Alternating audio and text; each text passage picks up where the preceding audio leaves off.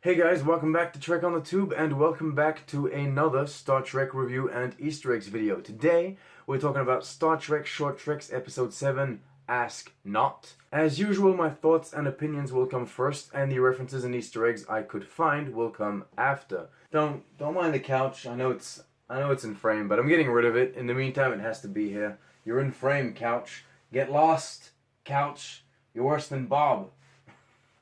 Anyway. Star Trek Short Treks Episode 7, Ask Not. So this is the shortest of all officially released Star Trek episodes ever, clocking in at just under 10 minutes, and it's also the Short Treks with the least story to tell. What I mean is, up until now, all of the Short Trek stories have in some way or another contributed to the larger story of Star Trek. Runaway, The Brightest Star, The Escape Artist, and Q&A all added backstory to characters featured in Discovery and the original series. The Trouble with Edward contributed to the well-known Tribbles story, and Calypso gave us a conclusion of sorts to Discovery. This is its own thing. Unless the protagonist, Cadet Sadu, appears again in Discovery somewhere down the road, which is highly improbable, this story is its own little self-contained thing. But in my opinion, that doesn't make it useless or a waste of time. On the contrary, it's nice to see glimpses of how Starfleet does things, even if there are no major tie-ins to the main shows plot-wise. I don't have that much to say, if I'm honest, except for, the fact that I actually quite enjoyed myself. This is, in my opinion, the best of the three from the new batch of short treks that we do, that we're getting. It is a little obvious. That's true. The moment the guy with the helmet walks in, you know it's Pike. The surprise may work for the cadet, but not the audience. And within the first few seconds of dialogue, you notice Pike is quite different, and you understand that this must all be a test of some sorts. But, did that bother me? No, because it doesn't take away from what the protagonist is experiencing, which is a form of training. Granted, it seems a little intense to put new recruits through this ordeal, but it's not like Starfleet doesn't have a precedent of being, inconsiderate in certain situations. So it does seem like a plausible scenario to me. It was well directed. We got those panic moments, but they weren't completely unreadable. Stable shots for the dialogue, there was nice lighting, the performances were also great. The dialogue was good, even if all of this new Star Trek seems to always want to make its characters competitive. People are, quick to answer back, and it feels like they're always trying to win every interaction they have, every conversation. It can get a little tiresome, I gotta admit. But here, within the context of this episode, it makes sense, so,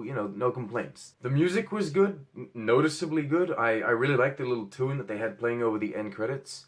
Thumbs up. And, that's it. That's it. What do you mean, that's it? How could this be? How could I do an entire review without complaining about anything? No, don't worry, it's coming. I don't like this, the helmet thing. The entire purpose of this helmet is to surprise the audience by revealing who's under it, which, first of all, is stupid because we already knew it was Pike. Second, the technology doesn't make any sense. Putting aside the fact I highly doubt Starfleet would even use such a barbaric piece of tech, I just hate how it all magically floats away into itself once it comes off. I prefer the technology in Star Trek to remain grounded in reality, to a certain point, at least. This just seems too fantastical for serious science fiction. Not everything has to be Iron Man interactive holographic displays or Iron Man nanosuits. Oh, and this. This is not engineering. Not at all.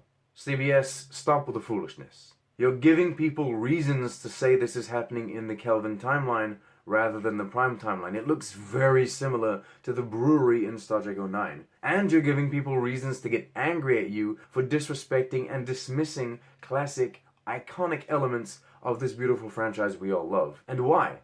Why? Why hurt yourselves like this? The shot wasn't even necessary. You didn't even need to show engineering. Regardless, it was an enjoyable little story that I didn't mind rewatching multiple times for myself, for this video, and with my wife. Alright, Easter eggs and references. Let's go. The episode is about an intense training simulation. We've seen these before in Star Trek multiple times. The Kobayashi Maru is one example. Though granted, this test seemed a little extreme. They have consoles blowing up in people's faces. She could have died. But then again, maybe not. Maybe they have ways of containing the blast. I don't know. Anyway, in this training simulation, Pike says that they've been attacked by Tholians, a kind of recurring enemy in the franchise. I made a video about them if you want to learn more. It's also explained that the cadet is a survivor of a Tholian attack on Beryllium. The only other reference to that planet and its inhabitants is in the Next Generation, where it's stated that those people aren't very good mechanics. That ties in well with Cadet Sadu wanting to be an engineer. Maybe she was over there, helping out, or whatever. Sadu's husband is posted on the USS Boomin, which is apparently an homage to Katie Boomin, one of the scientists on the team that took that famous picture of the black hole earlier this year. We also have a few regulations to go over. Regulation 191, Article 14, when in combat, command falls to the vessel with tactical superiority, first introduced in Voyage's Equinox. Directive 010, before engaging alien species in battle, any and all attempts to make first contact and achieve non-military resolution must be made, also introduced in Voyager. And lastly, something Trek profiles noticed and mentioned on Twitter, the Reserve Activation Clause, which states an officer in good standing may reinstate a discharged officer in times of crisis or emergency, which the motion picture used to justify McCoy's return to service. And there you go, those are the Easter eggs and references to other Star Trek.